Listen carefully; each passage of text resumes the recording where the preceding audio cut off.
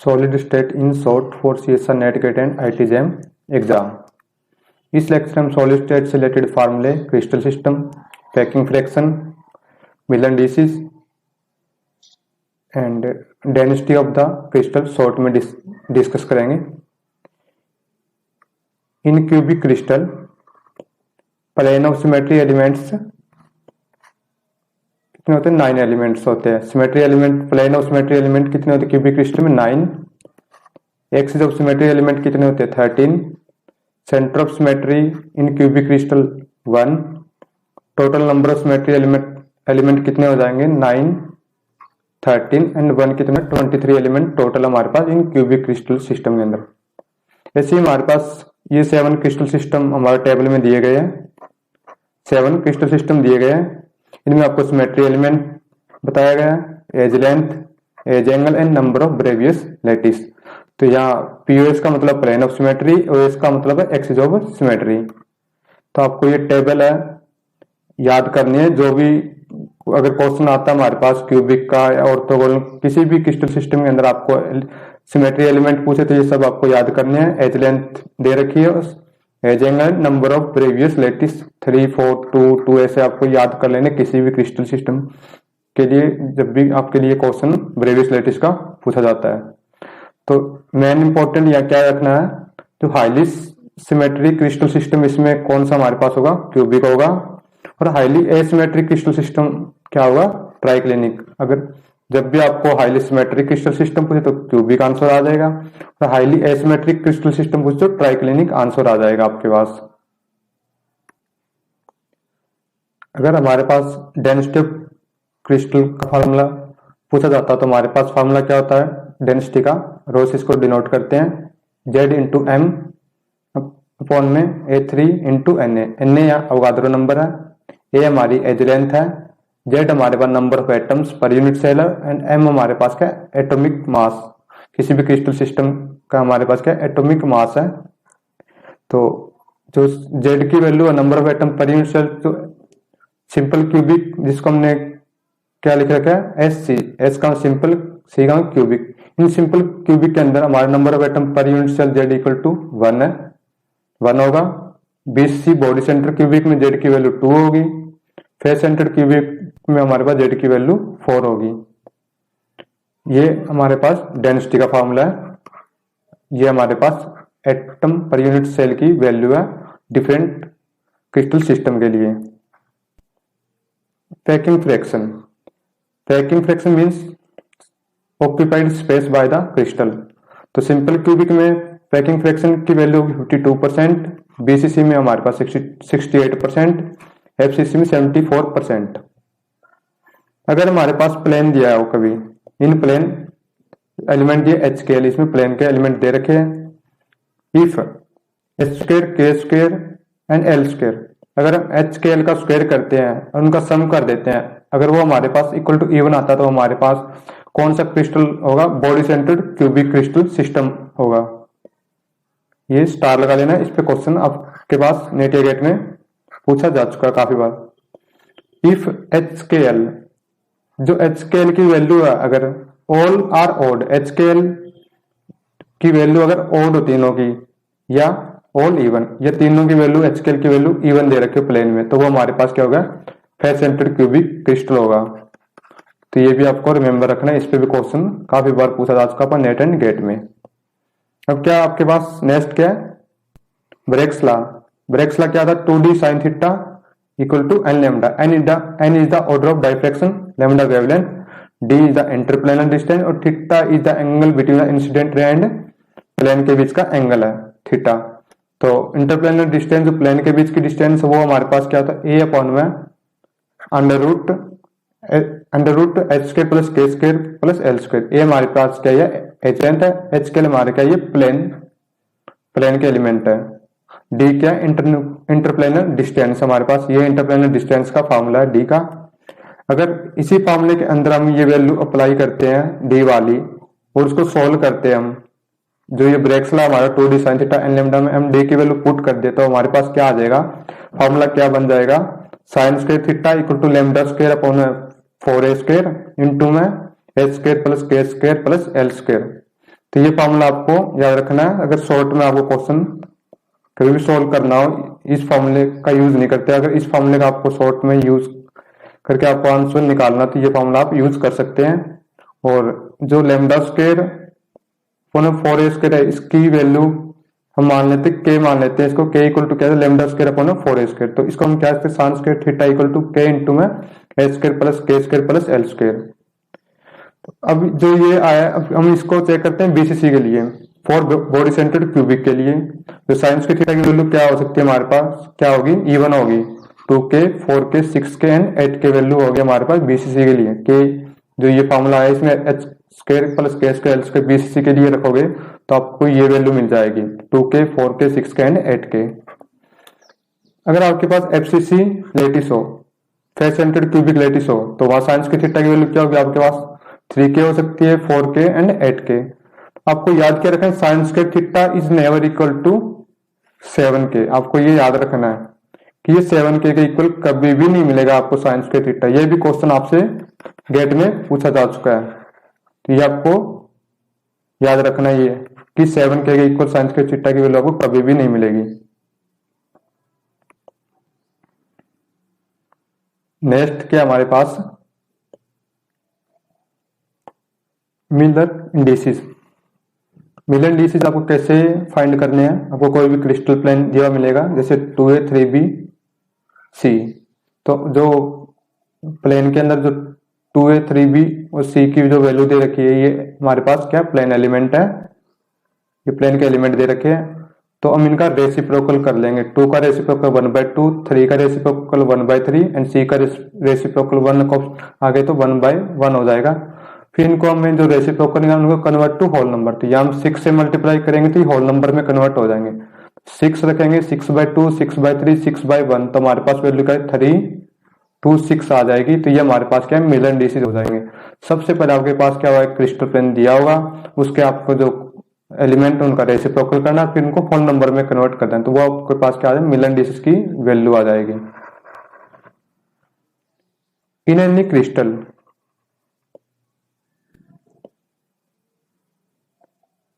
In any crystal जो हमारे पास क्या है, कॉर्नर का कंट्रीब्यूशन कितना होता है हमारे पास किसी भी क्रिस्टल में 1/8 होता है। फेस का कंट्रीब्यूशन कितना होता है 1/2। एज कंट्रीब्यूशन कितना होता है किसी भी क्रिस्टल के अंदर हमारे पास 1/4। तो ये भी आपको इंपॉर्टेंट है, याद रखना है। इससे आपके पास क्वेश्चन जब भी आता है कि कोई भी आपके पास कोई भी क्रिस्टल दिया हो, अगर उसके अंदर आपको कंट्रीब्यूशन पूछे या आपके पास उसकी स्ट्रक्चर पूछे या अगर number of atom per unit cell पूछे, तो आप इनके हेल्प से ही इजिली निकालो, क्योंकि कॉर्नर कंट्रीब्यूशन से ही आप number of atom per unit cell बता सकते हो। कॉर्नर पे कितना कंट्रीब्यूशन है, फेस पे कितना और एज पे कितना कंट्रीब्यूशन, तो इसके बेस पर number of atom per unit cell determine कर सकते हो किसी भी क्रिस्टल के अंदर। अब हमारे पास कुछ क्रिस्टल है, उनके अंदर हमें कोऑर्डिनेशन नंबर है और उनकी स्ट्रक्चर दे रखी है, तो वो आपको जितने भी ये क्रिस्टल हमारे पास, इन सबका आपका कोऑर्डिनेशन नंबर और अगर स्ट्रक्चर याद रखें, कभी भी एग्जाम में इन क्रिस्टल रिलेटेड क्वेश्चन आता है। तो सबसे पहले क्या दे रखा हमें, रॉक साल्ट NaCl क्रिस्टल दे रखा है, इसमें कोऑर्डिनेशन नंबर 6/6 का होता है और FCC स्ट्रक्चर होती है। ये हमारे पास सीजियम क्लोराइड है, क्लोराइड का क्रिस्टल दे रखे हैं, कोऑर्डिनेशन नंबर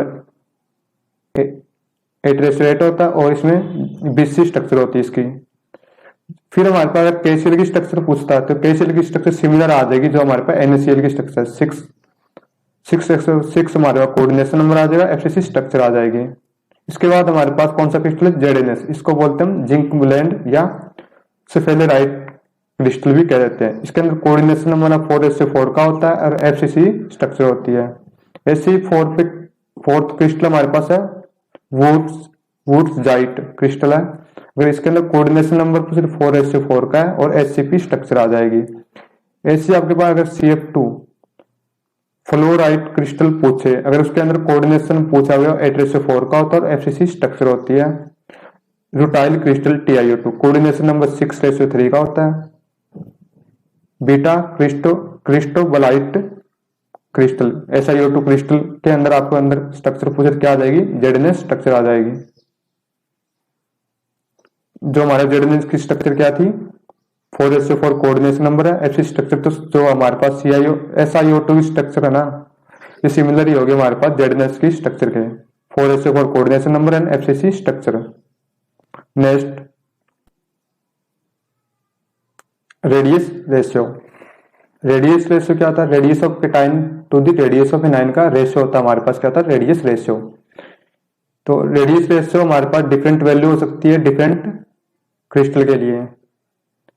अगर क्रिस्टल की शेप जो हमारे पास रेडियस रेशियो के अकॉर्डिंग क्या होती है, डिफरेंट होती है। अगर हमारे पास रेडियस रेशियो लेस देन 0.155 तो उस केस में हमारे पास क्या लीनियर स्ट्रक्चर होगी।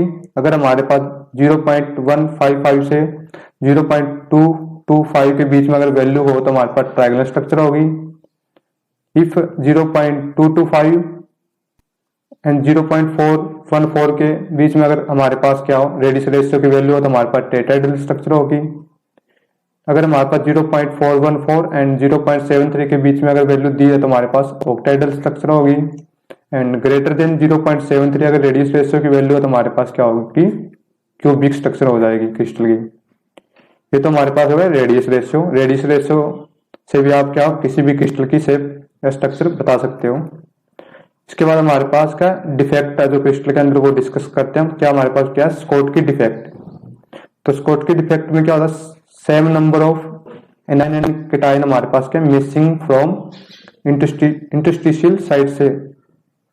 जो हमारे पास स्कॉट की डिफेक्ट में हमारा same number of cation and A9 क्या मिसिंग होते हैं इंटरस्टिशियल साइड के अंदर। अगर केटाइन एंड एनाइन हमारे पास मिस हुए तो हमारे पास क्या हुई, वहां पे डेंसिटी क्या हुई क्रिस्टल की डिक्रीज हो गई। बट जो हमारे पास same number of anion cation missing हो रहे तो वहां पे हमारे इलेक्ट्रिकल न्यूट्रलिटी क्या हो मेंटेन रहेगी। No effect on electrically neutrality.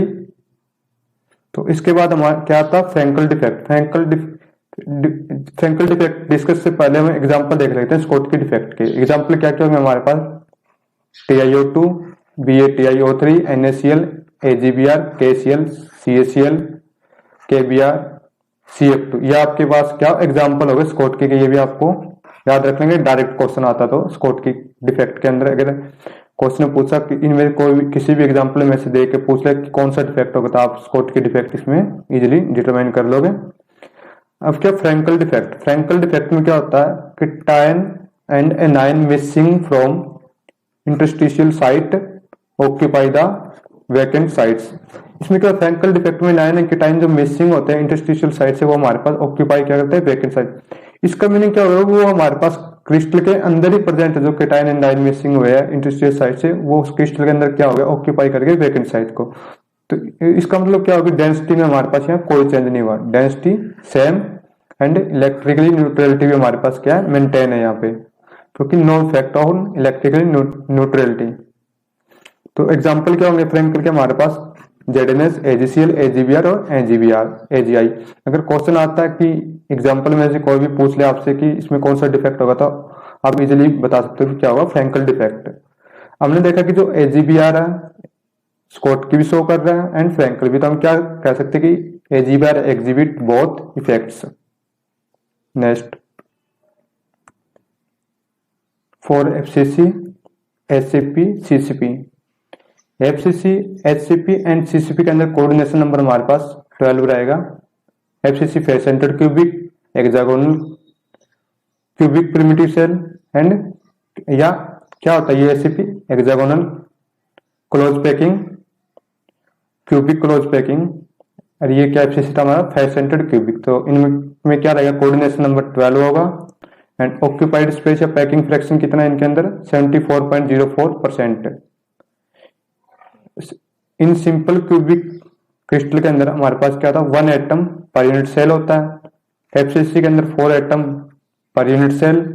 In SCP 6 atoms पर यूनिट सेल। तो ये आपको स्टार लगा देते हैं क्योंकि यहीं से हमारे क्वेश्चन बनता है। अगर क्वेश्चन बनता है तो ऐसे ही कंसेप्ट आपसे क्वेश्चन पूछा जाता है। अब हमें कुछ क्रिस्टल है उनकी स्ट्रक्चर आपको डायरेक्ट याद रखनी है कि क्या स्ट्रक्चर होगी, कोऑर्डिनेशन नंबर भी क्या होगा, तो आपको डायरेक्ट याद रखना है। जब भी इनसे रिलेटेड क्वेश्चन आता है, एग्जाम में डायरेक्ट क्वेश्चन ही पूछा जाता है कि स्ट्रक्चर क्या होगी, तो आपको ये कुछ इंपॉर्टेंट क्रिस्टल है जो आपको याद करने हैं। फर्स्ट क्या है, Na2O, इसमें FCC स्ट्रक्चर होगी एंड कोऑर्डिनेशन नंबर 8/4 होगा। डायमंड के अंदर स्ट्रक्चर क्या होगी, FCC। अगर कॉपर का क्रिस्टल है या आपको सिल्वर का क्रिस्टल मिल जाए कभी भी, तो उसमें स्ट्रक्चर क्या होगी, CCP। और अगर जिंक 2+ का क्रिस्टल है आपके पास, तो स्ट्रक्चर क्या होगी आपको, hexagonal close packing. And CaB6 tellurium iodide and tellurium bromide case में हमारे पास स्ट्रक्चर क्या होगी, इन तीनों में बॉडी सेंटर्ड क्यूबिक स्ट्रक्चर होगी। And copper chloride, copper bromide and copper iodide case में हमारी स्ट्रक्चर क्या होगी, FCC होगी। जो आपके पास CaB6 है, 6, ये आपको याद रखें, इस पे क्वेश्चन आ चुका है हमारे पास, नेट के अंदर इसका क्वेश्चन पूछा जा चुका है कि इसकी स्ट्रक्चर किससे रिलेटेड थी हमारे पास। जो हमारे पास जो CaCl है हमारे पास, इससे इसकी स्ट्रक्चर सिमिलर होगी इन दोनों की। इसकी स्ट्रक्चर भी क्या होती है हमारे पास, BC, और CaB6 की स्ट्रक्चर भी क्या होती है हमारे पास, BC। तो इससे हमारे पास नेट में क्वेश्चन पूछा जा चुका है कि जो CaB6 की स्ट्रक्चर किससे रिलेटेड होगी हमारे पास। ऑप्शन में क्या था, CaCl, तो ये हमारे पास क्या करेक्ट ऑप्शन था उसके अंदर। तो आपको ऐसे ही याद रखने की, इन सबकी स्ट्रक्चर याद रखनी है कि क्या स्ट्रक्चर होगी। तो इससे जब भी क्वेश्चन आता है तो आप डायरेक्टली कर सकते हो।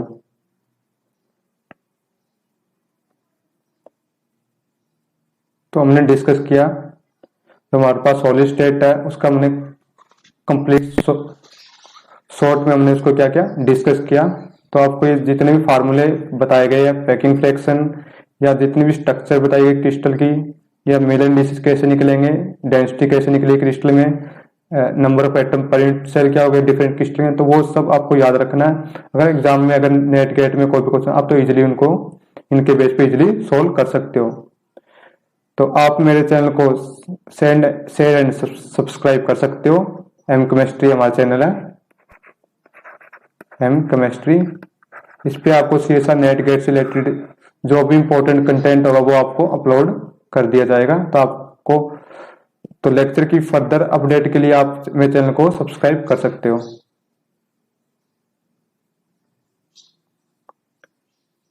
Thank you everyone for watching.